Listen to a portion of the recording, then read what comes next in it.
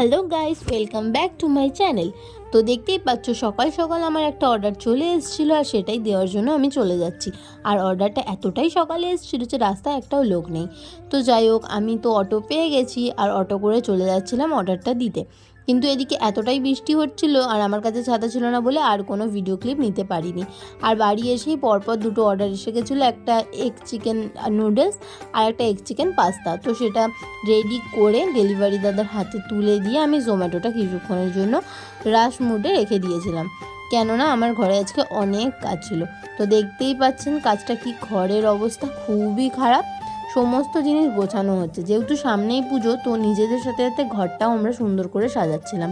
অনেকক্ষণ ধরে যেহেতু আমরা কাজ করছিলাম, তো সেই জন্য ভাই বললো পিৎজা খাবি, আমি বললাম হ্যাঁ অর্ডার কর। তো ও একটা পিৎজা অর্ডার করেছিল, এটা হচ্ছে চিকেন চিজ পিৎজা। তো পিৎজাটা খেতে খুব সুন্দর ছিল, তো আমরা সবার সাথে শেয়ার করে পিৎজাটা খেয়েছিলাম। তারপর আমি আর ভাই একটু ক্যামেরার সামনে দেখাচ্ছিলাম। আসলে পিৎজাটা অতটাও ভালো খেতে ছিল না যতটা এক্সপেক্ট করেছিলাম আমরা, কিন্তু টাকা দিয়ে কিনেছি, খেতে তো হবেই। তো তারপর কাজ করতে করতে অনেকটা লেট হয়ে গেছিলো, তার জন্য আমরা একটু বাইরে বেরিয়েছিলাম বিকেলের দিকে, বাজারে কিছু জিনিস নেওয়ার ছিল। তো সেগুলো করে বাড়ি আসার পথে আমরা একটু খাবার নিয়েছিলাম, এগ চাউ এনে বাড়িতে খেলাম, অনেক দিন পর বাইরে থেকে কিনে খেলাম। তারপর তোমাদের সাথে শেয়ার করছি আমরা রুমটা কিভাবে ডেকোরেশন করেছি। দেখতেই পাচ্ছ রুমটা আমরা কত সুন্দর লাইটিং দিয়ে ডেকোরেট করেছি। অনেক দিন ধরে ভাবছিলাম কিন্তু টাইমের জন্য হচ্ছিল না, তো ফাইনালি আজকে আমরা রুমটাকে খুব সুন্দরভাবে সাজিয়ে ফেলেছি।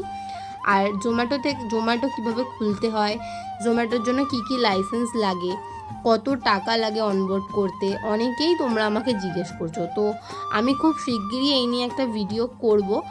আর যারা যারা আরও কিছু জোম্যাটোর ব্যাপারে জানতে চাও এখানে কমেন্ট করতে পারো।